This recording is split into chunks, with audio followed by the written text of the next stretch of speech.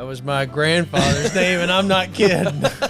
It really was. Everybody called him Junior. Yeah, you take it back now. He was a bad man because of it, too. Everyone was laughing at him because of it. It's the IDP show, now you know. Welcome to the IDP show. I'm your host, Josh Raymer, joined in the So Check tonight, Adam Markham. And from our main Dynasty League, it is Sam Cosby. Sam, welcome back to the show, man. How are you? I'm great. I appreciate being here. Thank you. It's good to have Sam sitting in Bobo's chair tonight, Addy Bobo, down in 30A, Florida, with the fam. Little vacay action. I'll be on vacay here in a couple weeks, so we got some nice friends that are willing to drive down to BG and sit in the So Check with us. Yeah, one of my best friends in the world. Spend a lot of time with this fella, usually every weekend, every other weekend at worst. Playing golf, playing bad golf. Yeah, playing some bad golf, occasionally some good golf. So yeah, he's mostly bad golf though. But mostly bad golf. So yeah, we've seen each other at their worst and at their best though. Occasionally, usually our sloppiest. Yeah, just sloppy. I feel like most of the Kenny stories we get, thank you Kenny, involve you, Sam. Did you ever tell him the one about the hawk? I don't know if I've ever told him that. Well, definitely not on air. Off air, we'll tell you. Yeah, off air, we'll get the hawk story. Subscribe to the Patreon if you want to get the hawk story. They're going to be mad. They're going to be real mad. Not mad, though, that you guys are here for the Week 3 recap. We are going to be going over the top headlines from the week that was in IDP. We've got about a dozen or so storylines. Of course, if you want the game-by-game recap, go over to theidpshow.com. Check out Aaron's article, free to read, 4,500 words, game by game, giving you all the nuggets. He has pulled over about a dozen or so of those for us here in the dock, and we are going to hit those tonight to recap the week that was in IDP. Your Vikes, Addy, before we get into that. Yeah, 3-0. You're wearing the, I'll give you the solo cam. That's right. You're Got wearing the gear on. The gear tonight. Required. Your boys might be pretty good. I think so. Yeah. I mean, the defense is ridiculous. Flores got them dudes. Flores is like assistant coach of the year material right now. Yeah, I think so. But I mean, he's got a great bunch of dudes to work with. I mean, those pass rushers are awesome. Van Ginkel, Grenard, you got Turner when he comes back, and then Pat Jones looking really good. Yep. So just yeah, everything's going right now. Sam Darnold, I mean, is he the best quarterback in the league? I think there's a good you can make the case. There's a good chance for that. So I heard 30-1 odds for MVP. Wow. For Sam Darnold. That's not too shabby. Odds are. I mean, if he stays healthy, that team goes 13-4, gets the number 1 seed in the NFC, because he's going to put up good stats. Yeah. I mean, he's doing all this right now without Addison, without Hawkinson. Jefferson's been a little banged up. So, yeah, man, I don't think it's gonna I don't think he's gonna turn into a pumpkin or anything anytime soon. Like the guy we played golf with this weekend, like we were talking a little bit about Sam Darnold, and he was like, well, I don't know if I trust it. They did have, what was his face? The Josh guy from Josh Dobbs? Yes. Mm-hmm. Like Josh Dobbs looked like a world beater for 3 weeks, which is true. But this is a different situation, different quarterbacks. I think Sam Darnold's actually good.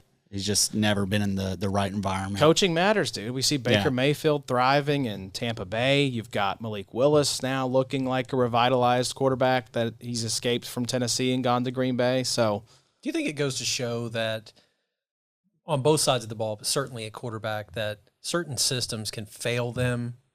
I mean, they can just be in the wrong place at the wrong time. We'll see if that's true with like a Bryce Young, right? Yeah. Is it a system problem? Is it a coaching problem? Is it a talent O-line problem? Or is it a Bryce problem? Yeah, I mean, Andy Dalton certainly looked pretty good this weekend. That's the thing, yeah. So it's like, is that a system issue, a talent issue? I don't know. Kind of seemed like it was a Bryce issue this past week. Yeah. I mean, did you think Malik Willis had 2 wins in him? No. I thought he was done. I thought he would basically show up in that Packers-Colts game and fall on his face, and he looked great. Yeah. Looks like a very capable backup. I think there's a world where Bryce Young could still be solid. In the absolutely. right system. Gets with a KOC type mind, a Shanahan type mind. Yeah, they were saying, imagine him at the helm of like this San Francisco offense, or imagine him like Miami should be picking up the phone, right? Yeah, they should. And calling, because that's the perfect kind of offense. You just get it out to Tyreek and Jalen Waddle and let them run. And I guess they're riding with whoever they have as the third guy, Tim Boyle or whatever the hell is happening there behind Skylar Thompson. Huntley? Is Tyler Huntley there? Did I hear that? Somebody snatched up Snoop. I don't know who it was, though. Yeah, he was solid for a second there. Yeah, it's a Pro Bowler. Yeah. So anyways, boys, let's talk IDP. And let's go. We mentioned the Colts just a second ago. And let's start there because headline number one for this week, fellas, is that the Colts football has been very bad on the field. But they've been great in the stat column. Only 4 linebackers in the NFL have played over 200 snaps so far. Zaire Franklin and E.J. Speed are at 239 and 236, respectively. So they are 2 of the 4 that have played more than 200 snaps through 3 games. The Colts offense is struggling to sustain drives, and as such, the defense hasn't played a game with less than 70 snaps yet. Both Franklin, who has a 13.8% tackle rate, and E.J. Speed, who has a 14.4% tackle rate, have elite-level floors, especially in leagues that offer 2 points or more per tackle. You also have Nick Cross, 16.4% tackle rate on 238 snaps. Honorable mention here, too. Addy, it's off to a hot start if you're a Zaire Franklin, Nick Cross, or E.J. Speed manager, but do we want to trust something like this? This outrageous kind of volume for the Colts defensive players? I mean, it's going to come back to earth a little bit, right? But I mean, I think you got to be encouraged with how they are producing. And I mean, I'm kind of surprised that EJ Speed, like we knew Zaire Franklin had that in him, and Nick Cross too. Honestly, I mean that's kind of surprising. But like EJ Speed, he was someone we hadn't really seen it. I know a lot out of. We saw him like the last half of last season before he really came on, and so for him to come out the gate with these tackle numbers and be like among the leaders, that's pretty surprising. But yeah, it'll come back to earth a little bit. But I mean, I think both these guys are still, I mean, Zaire's a top 12 linebacker for you every week, and then Speed is a top 24 option, I think. Yeah, absolutely. I think it is going to regress back to a more kind of middling offense, right, in terms of sustained drives. Because right now they're going into that Bears game, they were the worst team in the league for time of possession. They will not be that the entire year. This is too good of a play caller, too good of a quarterback for that to be the case. It's just gotten off to a really bad start. But I don't think they're suddenly going to be top 12 in that department. I think they'll settle somewhere in the 20s. So I just think the ceiling right now is the roof, to quote MJ. But the floor is going to not – it's a safe floor right now. I think it's going to lower a little bit once this offense gets going down the stretch. But I don't think this is going to be an elite offense by any stretch either. Who have y'all played the first 3 weeks? Played some good, decent teams. Texans, Packers, Bears. Okay. Bears are okay. I mean, I think those first 2 are good defenses. Yeah. But yeah, Bears, I mean, you guys probably should have looked a little better against them. Yes, we should have. But yeah, I mean, I don't know. I mean, I'm A-Rich could be a bust, I think this will be a rookie year type of season for Richardson. We didn't get to see that. The dude's 22 years old. I think he started 9 games in the NFL at this point. So there was just a lot of hype around him when he didn't really. I don't know that was ever really warranted. I think that's the pinch we're feeling is that he just got too much hype. I think so. I was saying this all offseason, guys, let's just pump the brakes. This is going to take time for this guy, and that's tough. That puts him in a tough spot. Yeah, that week 1 pass to Alec Pierce, that bomb he threw. Yeah. If you go back and see that replay, he fell. And gets back up and barely regains balance and throws this 65-yard bomb off his back foot. Nobody else can do that. Yeah, I understand why there's hype about it, but I think a lot of coaches overestimate their ability to, as my grandfather used to say, turn a pig's ear into a silk hat. That's a good grandpaism right there. It's good, Pappy. That's a good Pappy. Damn good Pappy. Damn good Pappy. Yeah, so I don't know.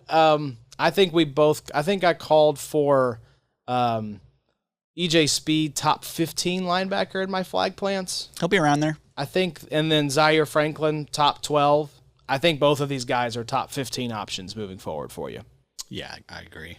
I wanted to see where they are right now overall because Big three scoring, you've got Fred Warner number 1, Spillane number 2, Baun number 3, Kendricks 4, Pratt 5, Aziz Al-Shaair 6, Roquan Smith 7, Tremaine Edmonds 8, Singleton 9, Foye still 10, Logan Wilson 11, Tyrell Dotson 12, Cashman, Wagner, Hicks. They're on down there a little ways.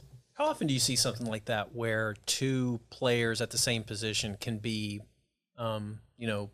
high-end producers on the defensive side? And is that a function of their defensive scheme? It happens quite a bit, I'd say. I mean, we saw it, last year. I'm thinking like Pat Queen, Roquan Smith, Fred Warner, Greenlaw. So it's not totally Tremaine and TJ Edwards kind of in that, Yeah, I think, you can have two linebackers be productive. It's got to be two good linebackers and a coach that's willing to put two linebackers on the field for 90+% of snaps. But there's a lot of schemes like that, There's less schemes where it's like just one linebacker. Most defenses have two linebackers playing at least 85% of the snaps, I'd say. So let's move, though, to the next headline here, gentlemen, and let's go to Pittsburgh and talk about one of our favorite players, Nick Herbig. Herbig had himself a game. Now, small sample size alert, but Pittsburgh has an abundance of riches when it comes to rushing the passer. Alex Highsmith left the game, groin injury. Ruh-roh. Enter Nick Herbig, who continued to be the king of the small sample size and was an absolute wrecking ball. Meanwhile, Cam Hayward is still getting it done at the ripe old age of 35.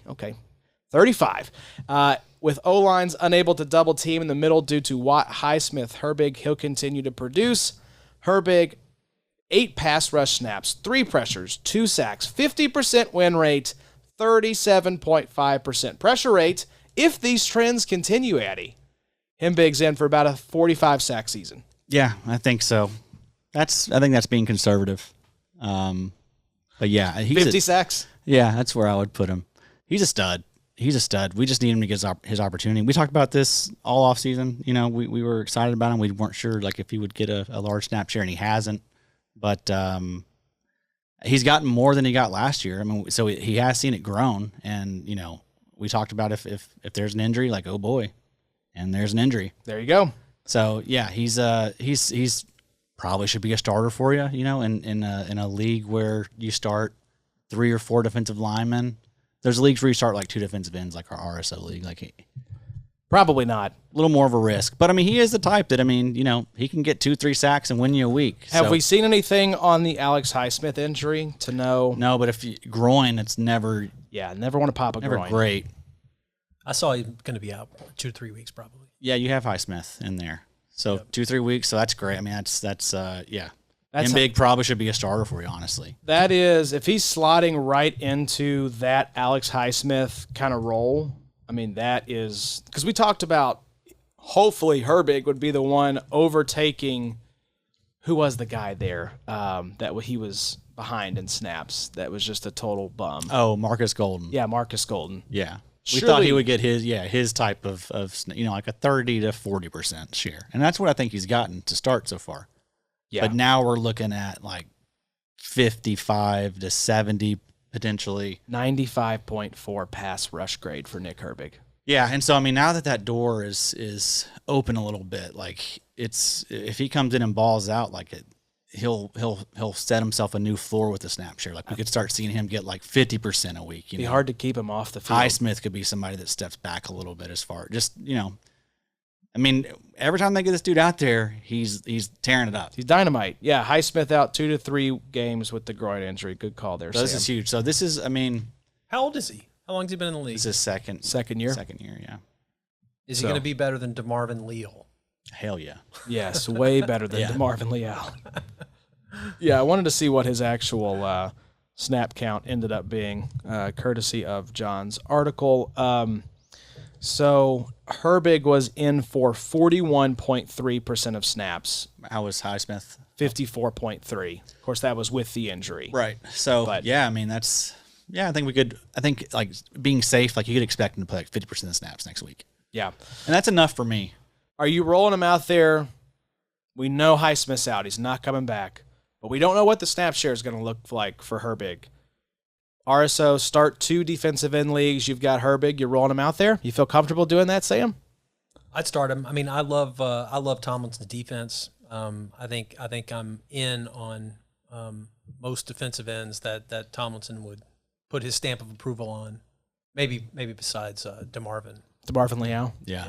They're one of those DeMarvin teams catching strays. They're one of those teams that like you just trust. Like the players they draft, they've had a great track record. Like they've had a good defense forever. They're 3-0. Found gems in T.J. Watt, Alex Highsmith, and then they've probably found another one here in Herbig. So get Justin Fields for scraps and basically send Russell Wilson to the bench. Yeah, he's not gonna get his job back. No, they've already said. I think that Fields is. I mean, they made Russell Wilson. I think he was the emergency third quarterback. Gosh, man. So it's entirely Jover for Russell Wilson. Yeah, that's crazy. I was really slow to the downfall of. Me Russ. too. I just didn't believe it. I thought, man, people are. I just thought he had a bad couple of think. years, right? Like he hurt his hand there at the end of Seattle. Yeah. And then I just kind of chalked it up to that, but it's like, no, this dude is just like completely fell off. And also, he hasn't been around any coaches that like trust him anymore. It seems so. Once you lose, the Broncos $80 million to get rid of him. Yeah, he's just too weird. He's too weird, man. Like, he had his own like office. You had Pete Carroll and those guys putting up with you, but like there ain't a lot of other people that are willing to do that and put up with the weirdness that comes, with Russell Wilson. Especially if you're not playing well.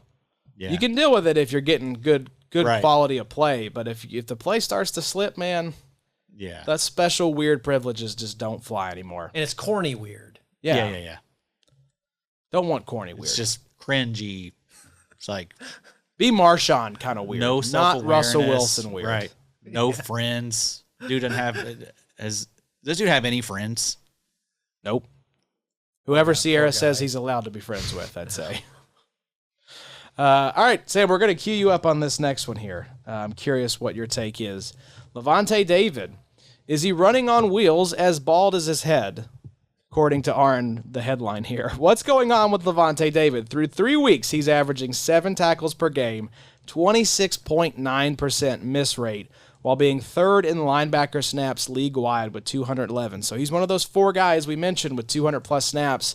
He's posting career lows in seasonal PFF grades, 61.9 overall, 56.9 run defense, 29.1 tackle grade, 63.1 in coverage. Yes, it's only been 3 games, but at nearly 35 years of age, could it be there's just no more tread left on the tires? What's your take on this, Sam? Look, I have loved Lavonte David for a long time. I know you guys have too. He's a great player. He has been a great player, all his career. But that age cliff comes for everybody, and I just think I would be asking. What can you get for him? Is he? I almost called him a sell high candidate, and you can't sell him for super high, but could you get a 3rd or a 4th for him and just move on? I think at this point you get a 4th for him, but would you rather just have the 4th or rather just have Lavonte David and see if he turns it around? Yeah, I think so. Because I expect him to turn around a little bit, right? I mean, this is just too slow of a start. But I mean, what else is there around him? KJ Britt, we're not scared of him anymore. He's not getting Savassi Dennis. It's been just a little bit of roller coaster Yeah. at the linebacker spot next to him. But no one that's going to challenge his snap share. No. Like Lavante's getting 90 to 100% this season. Yep. They're not going to bench Lavonte David. And yeah, I think the play's going to turn around just based on what we've seen for the entire career. But I mean, as far as like selling, like, yeah, it's tough. Like, I think you can maybe get a 4th. You selling for a 4th? I mean, it depends on where I'm at as a team, right? Like if I feel like if you're selling Lavonte David, like you know where you're at, right? So he's probably not your LB1, more than likely. Because of where he goes in drafts, typically he's so slept on. You probably have him as your LB2, LB3. Yeah, I think you can get a 4th out of him, and that's about it. And I'll cash out for that. Okay, cashing out for a 4th. See, I think at least in the RSO format where there are salary caps involved, the way I'm thinking about people like that is I'm trying to turn him into something that I can buy into a story where that person might return me 80% of Lavonte David's, implied points he might give me for the rest of the year, plus I can extend that out. I mean, could you turn him into Chad Muma or something like that? Some sort of younger player that might have short-term value with, say, the Foye injury, something like a Tyrese Knight or somebody like that. Yeah, like one of the who's a Trevin Wallace. Maybe you could do something like that. But Lavonte for like Trevin straight up. Yeah, I mean, if you're looking for like a player for player type thing, like that's where you'd have to be. If you just want to cash out on Lavonte, get an asset for the future type of thing. But for the most part, I think I'd just rather have a pick. I'm not really trying to do those deals, where I'm trading an old for a young, for a maybe, for an old for a young. But for someone that like those Trevin Wallaces, those Tyrese Knights, like who the hell knows, I'd rather just take that fourth if I can get the fourth. Like I always want to pick over like, because you can bundle that pick and sell it for a third. That fourth is never gonna be worth less than a fourth. Where those, Tyrese Knight, Trevin Wallace could wash out of the league in a year or two. Think about like Dorian Williams. Like there was hype about him, and now it's kind of fizzled, right? Like the hype can eat. Chad Muma, you mentioned him. Like there's no value in that dude now, hardly. So I mean, the hype can get out of there fast. So that's what I'm worried about, like the player for player deals. I always want to pick. I guess this topic is like a great example of something that I've talked to you both offline about privately, that where trades are concerned in Dynasty is fundamentally different than redraft. I mean, if I don't know, are there IDP redraft leagues? Oh yeah, yeah. Well, I mean, at least there's no like window of opportunity or what I would call an Overton window in trading in a redraft league, because the question is just, does it make my team better now? Like there is no such thing as a window of opportunity. But in Dynasty, you kind of have to just think, well, what am I trying to do with my team this year? Am I in a win now position? In which case, maybe a pick isn't going to do. Maybe I'll just hold on to Lavonte David. But if you're going to kind of slide into win now, or into like a rebuild, I would just be trying to sell them. Yeah. It just depends on what your team outlook is, I guess. Yeah. And we've talked about it a lot, that trading in Dynasty leagues, for at least when IDPs are involved, you really want to look at it more like a redraft kind of mindset. That's kind of been one of our revelations, I feel like, here recently, is looking less at like, what's the outlook for this player for the next 3 to 5 years, and saying, what's his outlook for the next year or two? Mm-hmm.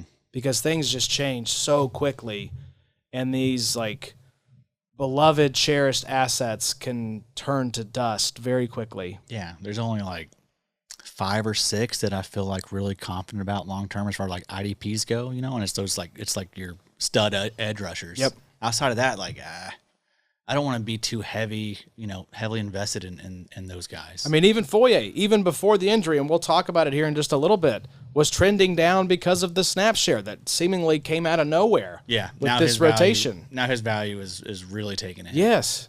Yeah, I was going to ask, when you said 5 or 6 people that you feel good about long term, I was going to ask if there's a thread of like, are they a certain position? Are they generally edge rushers? Typically like Aiden Hutchinson, Micah Parsons. Like the linebacker on the list would be like Fred Warner and Roquan. Is it because the repetition of their movements and stuff are so controlled, and like that they don't get injured as much? I mean, surely there are positions on the defensive side of the ball that are injured more often than others.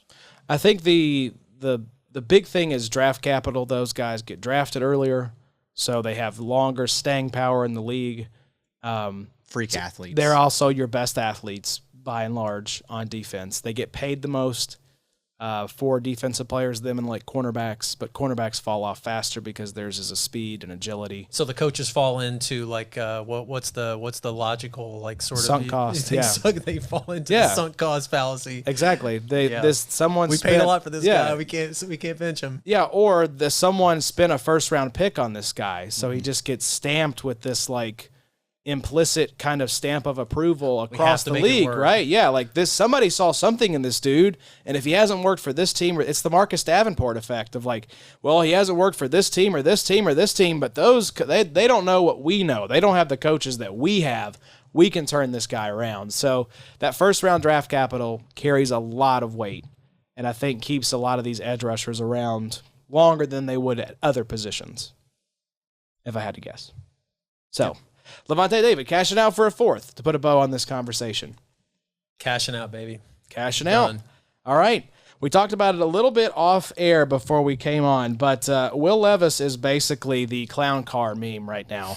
Or what is it? The soldiers lined up alongside the brick wall, and one of them is like a circus clown. That's Will Levis right now in the hierarchy of NFL quarterbacks. He is a pass rusher's dream, but Rashan Gary is quickly becoming a nightmare. Now, if you started a Packers D lineman against Will Levis this past Sunday, you were feeling great.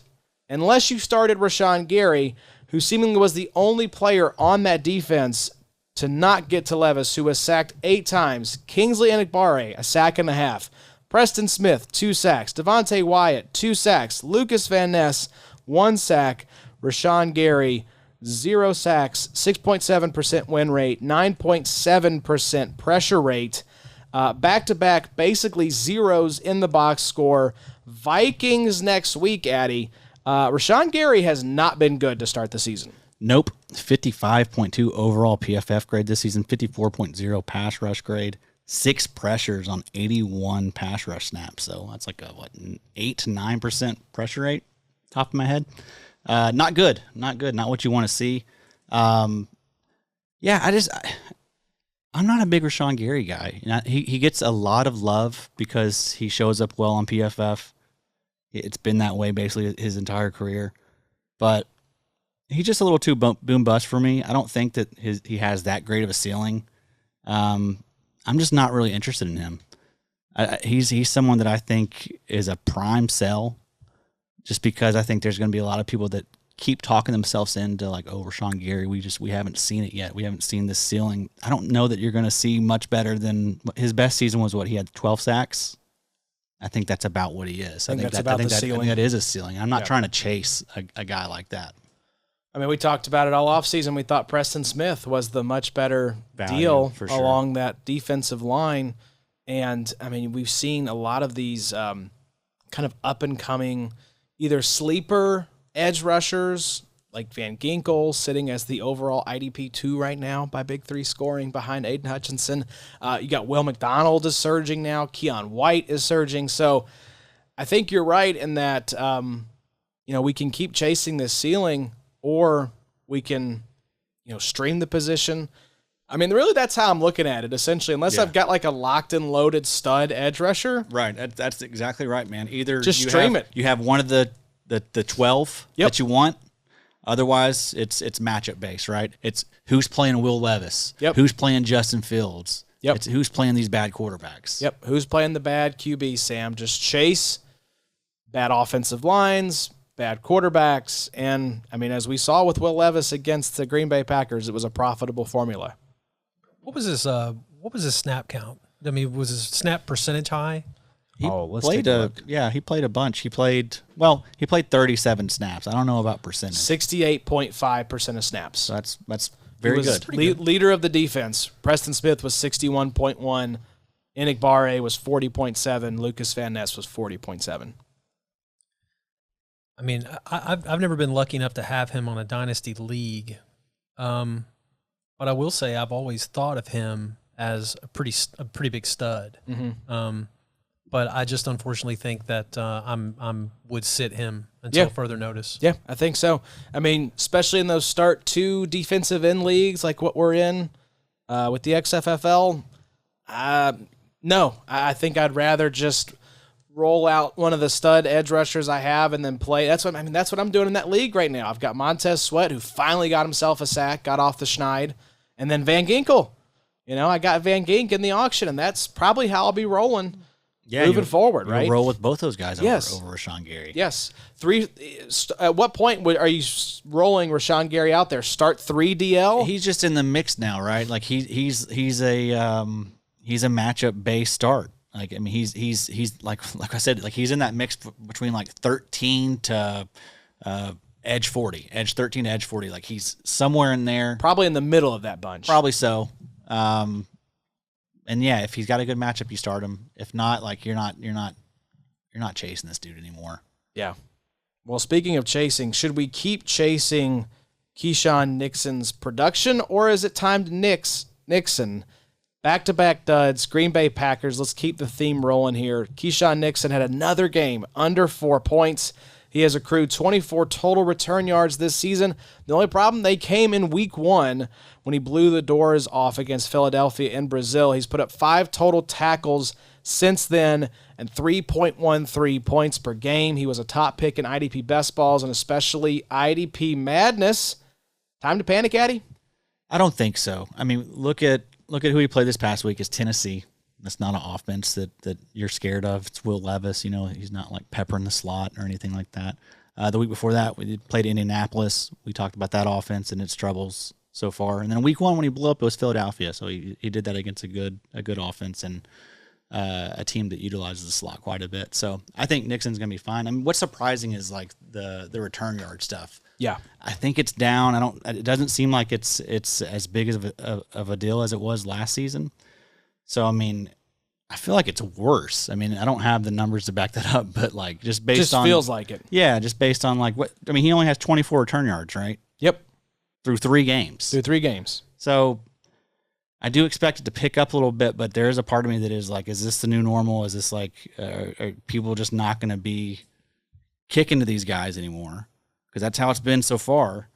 And if that's the case, then yeah, I think there is definitely a little bit of concern there. Like he won't be as good as he was last year. That was the whole reason why we were excited about him, was because of that. A little boost from the kickoff return. He is still a slot corner though. So, I mean, you like that. You do expect the tackle numbers to be pretty solid some games, but 74.1% of snaps this past week. Snaps are fine, but those are fine with I know. return yards. I need that return yardage there if I'm going to be rolling this guy out on 75% of snaps. Otherwise, I'd just rather play a guy getting 100%. Yeah, so like in our RSO league, I've been like starting him every week as my cornerback 2. I have Witherspoon at 1. I have Nixon 2, and then I have Kenny Moore at 3. Kenny Moore will be my starter moving forward until Nixon can show me. Except he's banged up. Kenny Moore is. Kenny Moore's banged up. Oh, boy. I'll have to look at the waiver wire. I'll see what the update is, but he left the game. Him and Kwity Paye both left that game against the Bears. We'll see who Nixon is playing this week. Do you have that pulled up? I do not. If they're playing a good offense, I'll roll out Nixon again. While he's doing that, Kenny Moore has been a really great long-term corner starter. I mean, stud. A total stud. I remember when he kind of might have been, almost nearly probably 4 or 5 years ago now. I mean, he's getting like 10 tackles a game regularly. Mm-hmm. You don't see that much. Yeah, he's got that dog in him. He can do that. They play the Vikings. Okay, so yeah, I mean, I'll start Nixon this week. It's a good offense. I think this is the kind of litmus test to see can Nixon get it back on track. Yeah, and I mean, I think there's kick return potential here in this game too, because I mean, I feel like that could be a high scoring affair. Lots of change of possession. So, yeah, I'll roll out Nixon this week. Because I'd hate to miss. I know he'll go off on your bench. That's how it goes. Yeah, he does have a crazy ceiling. So, I mean, if you're counting on him as like your cornerback 1, that's not great. But if he's a cornerback 2, like he is for me, then I mean, I think the upside's still there. I'm still okay rolling with him. Yeah, we'll know more. Like if it's still looking this bad with the kick return stuff at week 6, I mean, he'll be like droppable potentially. Yeah, great best ball target. Sam, I know you participated in IDP Madness. One of the things we debated a lot on there was how do you approach DBs in this kind of format? How did you go about drafting your DB room for Madness? Were you like fade it to the very end, or did you grab a couple early? Because we're starting to see now how these kind of builds have shaken out 3 weeks into the season. I think this year I probably made the opposite mistake that I've made in previous years, where I overcorrected of trying to wait almost too long.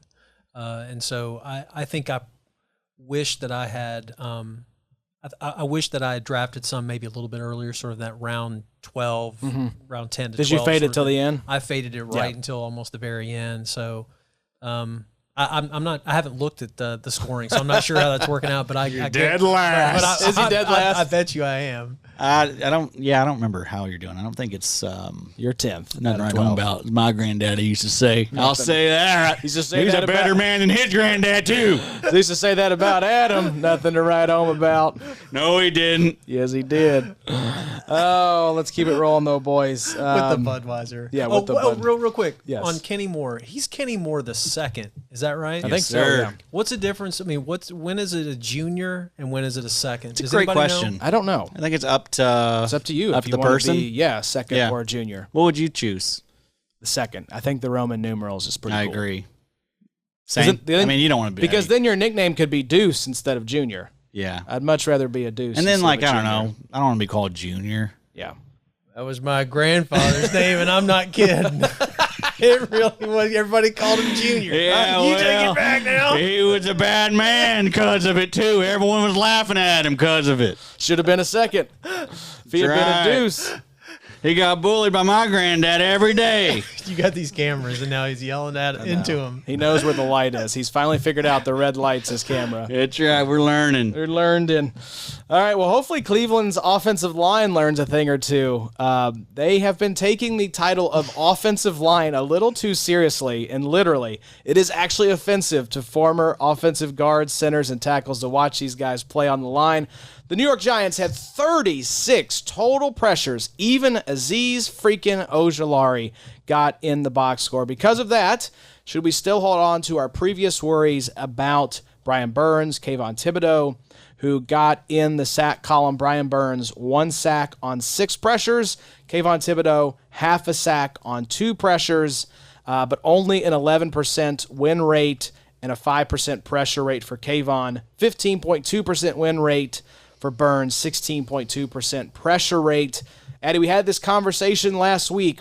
Burns, Thibodeaux, they got it going a little bit against Cleveland, but kind of everyone is. So are we still just sort of like lukewarm on these guys right now? Yeah, they feel like they've kind of become that Rashan Gary type. I was going to say, they're kind of in that big fat middle you just described. Yeah. So I mean, they're matchup based. I'm not like super excited about any of these guys anymore.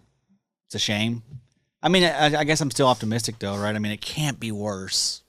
Surely to God, like if Kayvon keeps this stuff up, dude's like a certified bust. He will not get to the 15 sacks that Bobo promised us in the flag plan episode. We may be a little optimistic. 13 or 14 short of that this season. I think he said, I meant to say 1.5 sacks overall, not 15. That may be too much too, Bob. Yeah, he may have misplaced the decimal place. Was he in Hutchinson's class? Yeah. Yep. That was a nice class, but I mean, I remember there were kind of people debating at the time, like, you know, which one's your one. Yeah, I mean, we talked about it a lot on this show too. I mean, we were Team Aiden, but I mean, I was hyped up about Kayvon too. Still young, but yeah, he's got to see 22, something. Right? I mean, third season, right? Yeah, got to it's see been something. it's been a bad situation. Like we talked about that Giants organization last week. I mean, not good. Not a lot of not a lot of hope. Not a lot of hope. Not a lot of good folks in the building. You know, so they did beat the Browns, so there is that. There you go. Well, let's move down to the Gulf Coast and talk about the New Orleans Saints, Philadelphia Eagles. It was either feast or famine affair with the Saints versus the Eagles on Sunday. But let's start with the $51 million man. Was it a 3-year, $51 million contract for Bryce Huff this offseason? Boy, yes. According to Next Gen Stats, Bryce Huff has 0 pressures through 3 games. Josh Sweat was better in the pressure department, but it has still amounted to jack squat. Is Nolan Smith suddenly the Philly edge rusher that you want, Addy? Yeah, I think so. I mean, what's his face? Who's the DC? Vic Fangio. Yeah, Vic certainly doesn't hate him like he hates Bryce Huff. He has 2 pressures on PFF, so there you go. A little better over there. Little bit better. But yeah, man, I mean, gosh, he's looking like the biggest bust of 2024 so far. Yep. 32.1% of snaps. And also, I think it's a good reminder to teams, maybe don't go shelling out a bunch of money to an undrafted guy. like Bryce Huff was. All I could think was don't go chasing waterfalls. And don't do that either. Don't do that. Just stick to the rivers and lakes that you're used to. Sure. I was reading John's breakdown here. It's been a ghost to the early part of the season. They have 2 total pressures, 2 tackles across 3 games, and just not getting the snaps. I think the lesson for us as IDP managers is be careful of the small sample size, guys, and pay attention to the coach speak. Because we saw, you brought it up, and I was like, oh, Vic Fangio is just being a hard ass. He doesn't actually mean this. But Vic Fangio said, as we saw this offseason, Sam, I don't see a 3-down guy when I look at Bryce Huff. And that should have sent off the alarm bells of like, uh-oh, not good. Probably need to be a little more out on Bryce Huff than we were. Because this has just been a stone-cold disaster so far. Did either of you guys have him in your leagues? I don't think so. I have plenty of them. Yeah, I've got him tons of places. I mean, I'm in a lot of those leagues like where you start like 4 defensive linemen, though. So he's like on the bench, and he was free. Like I've had him stashed for a while. But he was someone that I was slotting in as like a DL 3-4 this year for sure. And he's not in the mix anymore at all at this point. No, at all. I mean, what was his story? He goes out, balls for a year, gets paid. Put up was second in pressure rate behind Micah Parsons. Was the mental exercise was, okay, if this guy's doing this on a smaller snap share, let's give him more snaps and see if maybe he's like a little hidden gem kind of sack monster waiting to be unleashed. Like a 20% pressure rate. He goes and signs with Philadelphia, a really smart team, right? Howie Roseman knows what he's doing. So it all looked like, okay, this guy's about to break the hell out. It's going to be like Uchenna Nwosu. That's what we were kind of comping him to. But the coach stuff really, really matters, especially if they land, somewhere with a hard ass, with a guy that's been around, like Vic Fangio, one of the most respected defensive coordinators of all time. I mean, if there's something about a guy that he doesn't like, and you probably should trust a little bit. I wish he had talked a little more shit about Devin White. Yeah, before the season started, because like we said, it wasn't until they were getting on the team flight to Brazil that we found out Nakobe Dean had won that job. So where was the Vic Fangio heat-seeking missile on Devin White? Yeah, it's true. It's just bad stuff, though. I mean, because you look what's around Bryce Huff, and it's nothing that we should be too scared about. I mean, Brandon Graham. Yeah, Brandon Graham, 33, 34 years of age. He's already said this is his last season. 62.5% of snaps, leading the team. That's insane. So I guess it's like a farewell tour for Brandon Graham. Pretty much. Yeah. Tell me if you guys, if maybe I'm the only one, but I remember thinking about the Eagles this preseason and thinking about their defense just overall, and I thought to myself, they're going to kill everybody. They're going to be so good. They're going to be unstoppable. Nobody's going to score points on them. And I just feel like their whole defense has been beatable. Yeah, they're way too hyped up, like always. I mean, that's really like how they always are, and it's been like that for like the last 3-4 years, ever since they won the Super Bowl or went to the Super Bowl. Yep, it seems like the hype just continues to build on that team. But with the defense, I thought it was real too, man, just because they did so much to like address the secondary, bringing in Quinyon Mitchell in the first, bringing in Cooper DeJean, who we loved, darling of the show this offseason. And then Bryce Huff, really hyped up about him. Like Nolan Smith is year 2 for him. Jalen Carter, year 2 for him. Jordan Davis, Milton Williams. Like, yeah, a lot of these young guys that we just kind of expected to like. I even thought the Devin White signing was a good one. Yeah, a lot more people were excited about that. And I'm still not excited about Nakobe Dean. I don't think that LB2 spot besides Zach Baun is solidified at all. No. I don't know that it's going to be Devin White. I don't think it's going to be Nakobe Dean necessarily either long term. We'll see. But they're just not – those edge rushers aren't good enough. The linebackers suck, I mean, Baun's doing great stat-wise, but I don't think he's like a really ideal linebacker you want and, controlling your team. So they're not great. They're not good. Those guys haven't stepped up really or grown. I think it can get better. I think this is still a team that's gelling with a new defensive coordinator. Yeah. But they can get there. It's not been a strong start. for as good as they are at every level, seemingly, right? Because you have Reed Blankenship, C.J. Gardner-Johnson. You mentioned Quinyon Mitchell, Darius Slay, Avonte Maddox. You've got Cooper DeJean kind of waiting in the wings. And then this defensive line. We did see a little bit of a coming out party for 2 first-round, second-year defensive tackles in this game, though, Addy. Jalen Carter stepped it up with TFLs and passes defended, and Brian Bresee had a blow-up game thanks to some sacks. 23.7 points for Brian Bresee, 20.5 for Jalen Carter. That was nice to see. Carl Granderson, also nice little game through 3 games in 2024. He's got 3 sacks, 2 games, over 16 points. He fell just shy of 30 points this past week. So there was some good to be had in this game. It just wasn't coming from the Eagles' edge rushers. Yeah, Granderson's good. I feel good about him. And then I like Brian Bresee quite a bit as well. I think he's a really nice defensive tackle, up and coming. I've been rolling out Jalen Carter every week in our RSO league as my starting D tackle. Yeah, I think he's a great option still. He's going to be great ceiling. Should have a nice solid floor. 87.5% of snaps. This is what we wanted to see from Jalen Carter. Yeah. So I feel great about him. He feels like a blue chip type player. But again, I just don't think there's around him. It's not that special. I think we kind of talked ourselves in or hyped up some of these guys a little too much, I feel like we're still thinking back to the days when it was like Javon Hargrave and who, by the way, torn tricep. Yeah. Hate to see pull that. one out. That clip making the rounds of like, look at this lack of effort from Javon Hargrave, and turns out the guy tore his tricep. Yeah, that'll do it. Maybe just wait until after the game, guys. Got a lot of engagement though. That's all that matters. I know.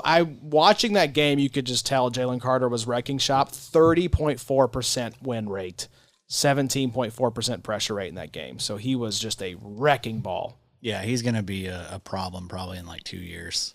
Yes. I mean, he already is now, but like we could really see him start to like put the sacks and everything together. Yep. I think he could. Nobody's going to be the next Aaron Donald, but that like clear-cut D tackle 1 for IDP, I think it may be Jalen Carter's to lose at this point. He could be like a 70 tackle, 8 to 10 sack type, I think. Yep. And that would, be pretty ridiculous.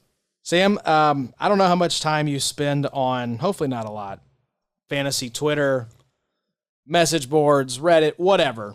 But there's streets talking that apparently Micah Parsons is just bad now. I don't know if you've heard this or not, but a little bit of a theory going around that Micah Parsons was only good in his rookie season, and we should probably just go ahead and cash out now while we can. So I go to you for this very important question. Is Micah Parsons bad? I don't think he's bad. I would be the buyer on that side of the transaction. So Smart man, Sam. I don't think that. I mean, who is saying that? Is it people that have been burned by him, fantasy managers who, are? It's a convo going on. I mean, he started out slow, right? Like he had a good week 1, but week 2 and week 3 both have sucked. Yep. And he sucked to finish last season. So yeah, there's people that are getting burnt, to start. He didn't finish as strong as you would have liked to see him finish, but 27 points week 1, 3.25, 7.25 by Big 3 scoring. Welcome to IDP. Exactly. Welcome to the position. I mean, where have you guys been? And also just like welcome to recency bias when you have a guy who finished 2nd, 3rd, and I believe it was 7th by Big 3 scoring his first 3 years in the league. Yeah, so I mean, if you think that if you think that sucks, disappointing, then literally everyone sucks. Yes, Max Crosby, and we all can't be Max Crosby. Not all these guys can get 90 tackles and 10 plus sacks, right? There's one of Max Crosby. But yeah, Micah Parsons, like, enjoy your 13, 14 sacks and get every single season. And he's gonna have one of these Khalil Mack years where he goes nuts and gets like 18 in one season. But this sounds like just some spoiled brats. Yeah. I went back and checked. I found my original comment. 2nd, 3rd, and 7th DL from 2021 to 2023. We're just spoiled. We're just spoiled. I mean, if you think that guy is not worth having and you want to ship him off to cash out on the name value, I mean, I don't know what to tell you. DJ Keltown said it well in our Slack that consistency is the big lie in fantasy football. And if you think, Sam, that you're going to get a guy who's going to give you 20-plus points a week, those guys just don't exist, especially on the IDP side of things. I mean, the Parsons thing sounds to me like a bunch of Cowboy fans that are looking for some scapegoat for their entire team not showing up. That could be it, yeah. But to your broader point, I think you're right. I mean, just the other day I was talking to Adam about, I think, Adam, you had said that Aiden Hutchinson was the number one IDP asset. and I was thinking to myself, well, gosh, I mean, Aiden Hutchinson does blow up every now and then, but it's not like he's this guy that you can – I haven't felt like you could really rely on him as a super high floor. But, I mean, especially at the DE, defensive end position, but maybe that's an IDP thing in general, that floors are a lot lower on the IDP side of things. And the variance is a lot greater. Yeah, especially for edge rusher, because mainly that production comes down to sacks. Because you're not seeing a lot of edge rushers with high tackle volume. John points out in his article, don't panic. The underlying metrics are some of the best in the league for Micah Parsons. 90.5% of snaps, 33.3% win rate, 26.7% pressure rate. So the guy is doing everything in his power except getting a sack. So those sacks are going to come, and they're probably going to come in bunches. So I'm with you, Sam. If you want to cash out on Micah Parsons, I'm happy to be the buyer. What's a price? I think we've had this conversation recently about Micah Parsons. Is he still worth a first? Probably. Yeah, I think you can get a first out of him. Are you spending a first to get him? That's a good question. Probably not. Yeah. Yeah, I mean, it's for us probably not, right? I mean, we just kind of like to do it differently. We just build our teams a little different. We would stream the position probably. I would rather stream. Yeah, like if streaming. I'm facing those two options. Yeah, streaming like a group of edge rushers between edge 20 and 40. Like that sounds more appealing to me than spending a first round pick. Keep my first, stream the position, or spend my first and have one locked and loaded guy. Yeah, yeah. I just don't like buying guys like that. So, I mean. Yeah, I wouldn't do that, but I mean, I think if you're like ready and primed to compete, like I think that's a good use of a first round pick. Yeah, that could be a nice little finishing piece if you're making a push. Assuming everything else is set up, like you're crushing it at every position, like you're a defensive end away. Mm-hmm. Micah Parsons would be a nice piece to have. It would, I mean, if it's a late first, like you're probably not gonna do better than Micah Parsons. With that. So yeah. I mean, you're hoping that guy turns into Micah Parsons that you would take there. The scary thing is like trading away a first that you don't know if it's going to be like, pick 1 to 6 or something. If it's next year and you have an idea of like, okay, I'm probably going to be top 3, top 4 team. So it's like 108 to 112 if you're in a 12-team league. But if you're trading away like a 2026 first, you have no idea how good you're going to be next season. Right. You may be trading away a top 3 or 4 pick potentially. So, speaking of a piece you'd like to have, you sure would love to have Foye Oluokun in your lineups the next few weeks, but not going to happen. Exited Monday night's game in the middle of a blowout. It was a foot injury. We found out right before we came out to record, plantar fasciitis. Foye out multiple weeks. I've had plantar fasciitis. It is awful. I wish Foye Oluokun a speedy recovery, but we mentioned it a little bit earlier. His stock was already trending down before the injury because of the wacky playing time. So now, knowing that he's out and that we had this weird rotation going on at linebacker, I'll actually pull up here to see how their linebackers were shaking out this past week. So it was Devin Lloyd, Ventrell Miller, Foye Oluokun, Chad Muma, Yasir Abdullah. Do we want to try to figure out this Jacksonville linebacker room sans Foye Oluokun, Addy? I mean, Devin Lloyd, of course, we'll take him. But I mean, I guess you're picking up Miller. You're picking up Muma if you want to do that. You want Devin Lloyd at 65.6% of snaps? I feel like it's going to be better with no Foye. Hope so. I mean, it's probably going to be like in the 80 to 85 range, though, right? Based on just how they've been deployed the first 3 weeks. Yes, that's about where Foye was. I think was 80 to 85%. So yeah, I mean, I guess I'll take that. Probably don't have a choice, right? I mean, if you probably drafted Devin Lloyd pretty high. He's probably like a no worse than an LB 3 or 4 on your team. So I mean, you gotta kind of like just take that. But I mean, I'm not gonna be going crazy trying to pick up any of these other guys. I don't. For also, like, how long are they going to be around for? Is Foye going to be out that long? Hopefully not. Yeah, they didn't put him on IR. So I mean, it's like a 2 or 3 week Band-Aid. No thanks. There's too much risk. Like, you have better options. Hopefully, maybe it works out. I mean, again, you can pick them up if you have the room for it, but I'm not going to be confident that it really turns into much. And also, it's like we know it's going to be just short lived for the most part. Yeah, you mentioned Chad Muma earlier. Potential trade target. You scooping one of these Jaguars linebackers up with Foye out, plugging them in, seeing what happens? I would feel really good about Lloyd, but maybe I'm wrong because I didn't think Muma had dipped that much. So I was kind of unaware that he was not in the picture anymore. When did that happen? Is that just he's been in the picture more recently. I feel like this season because they're rotating these 5 linebackers. Yeah, there's just more linebackers in the picture now. Yeah, they have 5 guys that have been getting 20-30% of snaps every single week, and so you saw Lloyd and Oluokun's snap share dip. And last season it was Foye and Lloyd. And Muma was the number 3, but he never got playing time. Yeah, he's like the Jack Sanborn Yeah. in Jacksonville, where it's like if either of those 2 guys goes down, he could slot right in. So does Muma slot in now to the Devin Lloyd role that was 65% of snaps? I'm not counting on it. Who knows? I'm not banking on it. I think it will be Lloyd and a bigger snap share and then just a big old jumble of 30, 40, 50% guys behind him. But what in the world is going on there? Like this defensive coordinator there It's Ryan Nielsen. He didn't do this last season in Atlanta. No. That's what's weird. Like, what is going on? Why are you And no messing? one does that. No one, like, everyone at least has a linebacker that plays at least 100%. Mm-hmm.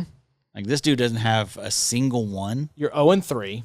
Your team sucks. You just got eviscerated on national television by the Bills. So maybe something changes. I don't know. I mean, this team needs to have a course correction or people are going to start getting fired. But there's some of that going on in the last 4 or 5 years in the NFL, right, where defensive coordinators are starting to rotate linebackers a lot. Isn't that kind of a sexy thing to do nowadays? Oh yeah, There's a lot fewer 3-down linebackers than there used to be. But you're saying, Adam, that but in this case it's kind of singular that he doesn't even have one 100% linebacker. Most cases you have at least one.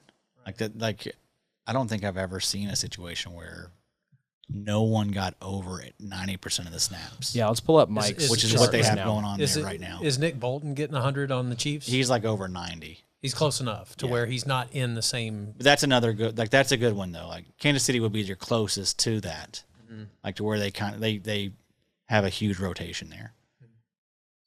But this Jacksonville thing, no one getting above 85%. Mm-hmm. Weird. It's very strange. Especially when you have Foye, a guy that, seems as rock solid as it gets as far as line. I mean, has put up over 170 tackles. That's like why in I was 3 straight seasons. So slow to believe that this was actually an issue was because maybe it was just a week 1 thing. And then week 2 happened. I was like, okay, what's going on here? This is weird. And the injury and the blowout kind of threw things in a little bit of a different light than maybe what we would have gotten otherwise. Like I would have loved to have seen a healthy Foye in a close game. What would have happened there? But yeah, man, this is concerning enough. This is a full-blown panic at this point. And this defensive coordinator was on the Falcons last year? Yeah, Ryan Nielsen. So he just said, hey, Arthur Smith taught me to have a bunch of studs and play the weirdos. Yeah. Yeah, he respected Arthur Smith pissing off fantasy owners. And so he's like, there's IDP. I can be Arthur Smith. I can be the evil IDP. guy for IDP. And yeah, congrats to Arthur Blank, owner of the Falcons, on being inducted into his organization's Ring of Honor. Must have been an amazing phone call he got from himself. Very cool. Hey, Arthur, congratulations. You're going into the Ring of Honor. Oh, wow. Thank you, Arthur. I could never seen this coming. Addy, I'll just cue up quickly on this next one. He's on the wall. Were we expecting too much too soon from Jaelan Phillips? He had a quiet week in the box score, 7.5 points, sack in week 1. We want him to be back, but Achilles injuries just take time. I don't like all this. We told you to chill out on Jaelan Phillips, and he's coming off an Achilles injury. This is the collective we. This is not the table we. This is the collective out there. Oh, yeah, we. Yeah. The royal we. The them. There Sure, you go. yeah. Were they expecting too much too soon from Jaelan Phillips? Yes. I guess they weren't listening to the show. I don't know. Have you guys never heard of Achilles injuries? Like it's Achilles. Heard of it? pretty big deal. Been there, done Pretty that. big deal. He was the leader of the snaps for the Dolphins edge rusher, 70.3% of snaps. No, I mean there's a bad group around him. Emmanuel Ogbah, Chop Robinson, and Quentin Bell. Yeah, that'll help that. That'll do it. But yeah, I mean, just expect him to take some time to get back to his old self. That's what we had talked about. It's gonna be like like the first 8 weeks. I'd expect like a slow. Just be patient. Yeah, it's the same thing we saw with Harold Landry last season. Yep. He sucked the first 8 weeks, got his leg back underneath him, and tore it up at the end of the year. One leg. Yep. And think about the nature of his position and what that means for an Achilles. Yeah. You know what I mean? Like, I don't know which foot it was that he did, but I mean, is there another position in the NFL that an Achilles injury would hinder more than an edge rusher? I don't think so. Maybe it's like, so much like that first burst. It's and first burst, step, yeah. Like it seems like it would. Running really backs matter. don't tend to come back from Achilles. Like if you get an Achilles as a running back, it's typically a death I sentence. feel like it matters a lot for running back because you got to plant your foot and and kind of go. So, yeah, I think that's a great point. I mean, it's probably going to take a little bit longer for you to get back to your old self if you're an edge rusher dealing with an Achilles injury. Yeah. Also just a gross injury. Achilles popping and rolling up the back of your leg. Yeah, God. and just mental stuff too, though, right? Yeah. I mean, just like Plant, trusting. Boom, exploding. Like off the line. We can talk about that. Oh, he should be fine, but like that is such a mental thing to get over. Like, And that's if the surgery is done perfectly. right, Mm-hmm. right. But yeah, we just can't relate to these. I broke my wrist when I was like in Middle school.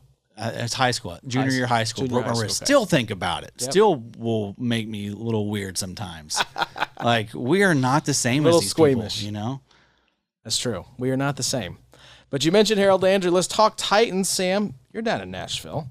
Or Nashville adjacent. Kenneth Murray, Ernest, Jones are Titans for IDP. Kenneth Murray exploded into the box score Sunday afternoon. Second best fantasy score of his 5-year career, 26.5 points by Big Three scoring. 2 sacks on 7 pass rush attempts. These guys are the every down linebackers. Ernest Jones, coming from Los Angeles, has already supplanted Jack Gibbons. You could cut this guy loose. He is dust. So if Murray can supplement that 12.7% tackle rate with some pass rush production, 2024 could be a career year. What do you think about the Tennessee Titans linebackers there, Sam? I think they're every week starters. I think it's a terrible team. Yeah, I think it's a bad team. Perhaps it's the same sort of thing as what we talked about earlier with the Colts. Mm-hmm. But I mean, I'd start them every single week if I had them. You know what I mean? They're both getting the snaps. They're both talented linebackers. You mentioned Harold Landry too. I mean, it's good. I mean, he's back and doing well. I haven't had my eye on him. He looks great. It's great. I'm always happy when somebody comes back from some catastrophic injury and does well. Happy for that. Yeah, I was gonna say he was near the top for DL when we looked last week. Yeah, he is sitting at Hutchinson, Van Ginkel, Will McDonald at 3, Keon White at 4, T.J. Watt at 5, Max Crosby 6, Pat Jones 7, Cal Van Noy 8, Mafe 9. Harold Landry sitting as the DL 10 right now. Wow. So Devontae Wyatt right behind him. So these early season totals are just hilarious. They're guys fun that you see in the mix here. Who sticks? Obviously Hutch. Hutch is 28 points ahead of the next closest person. Yeah, right now. of the like the ABGs, the Keon Whites, the Will McDonald's. Obviously, we think Watt and Crosby stick, right? Mm-hmm. Landry, I think, sticks. I really do. I do too. Granderson is at 12. I think he'll be flirting with that top 12, 15. He's definitely a top 24 guy. Gregory Rousseau's at 13. But let's talk about Van Ginkel. I think he's going to be top 24 for sure. Mm-hmm. Top 15, top 18.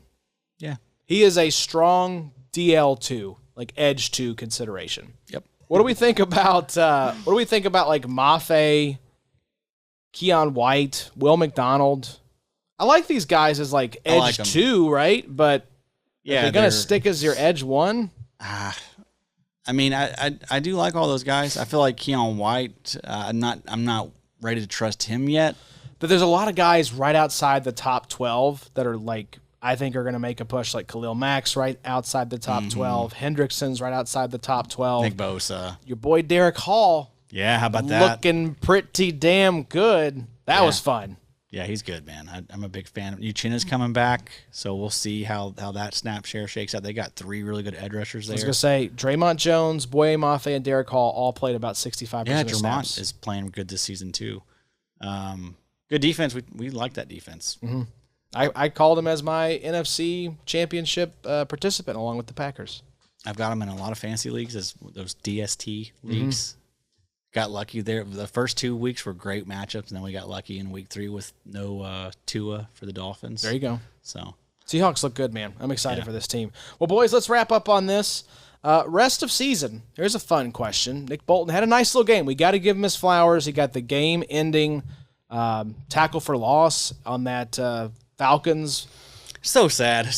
You people are so sad, just clinging on to this Bolton love for whatever reason. But go ahead, Josh. I was just going to say Bolton or Zach Baun rest of season. It's Zach Baun. Zach Baun is a league winner, baby. That Arn put in the dock. Yeah, this is disrespectful to Zach Baun. It's Zach Baun. Nick Bolton, who cares? He's going to have these fine, solid games. He's going to have some 10-tackle weeks with a couple of TFLs. Yawn. Yeah, that's his ceiling now. I wanted to see what the output had been so far. 10.75, 14.75, 18.5. So why is he even being mentioned here with Baun? I think just because of the recency with the Chiefs-Falcons game. I don't like it. Look at it. I didn't put together the doc. I don't like it, Aaron. What do you love about Baun? What's your I mean, he's what do you love about him? He's going to be the guy there. I mean, Fangio's a fan of him. You got a couple of dweebs around him, and Devin White and Nakobe Dean. Like, he's balled out, been productive his first 3 games. Like, his stat line's been great his first 3 weeks, right? The big plays haven't been there in the last 2, but the tackle numbers are right there. Yeah, he has 15 tackles, 9 tackles, 13 tackles, 2 sacks the first game. Come on. Like, that's a top 12 linebacker. Let's see what the tackle numbers were looking like. Nick Bolton's going to be top 36. 7, 7, 8 as far as tackles go the first 3 weeks. Yeah. Well, we're going to get the hell out of here before something else gets said. Sam, thank you again for coming back on the show, making the drive up. Appreciate you being here in the Sode Shack in Bobby's Place this week. I'm happy to be here. Thank you. I'll come back anytime. We'll have you back on, I'm sure, at some point last this season. time you're on. Yeah. I'll see you at the golf course on Saturday, though. Yes, I will.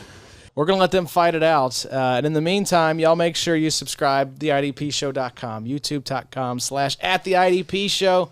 We're coming at y'all with IDP After Show, IDP Bets, the Sunday morning live stream. I mean, so much good stuff for y'all every single week. Mike Wollert's waiver article, the Green Dot article's up, rankings drop on Wednesday. So make sure you check it out over at theidpshow.com.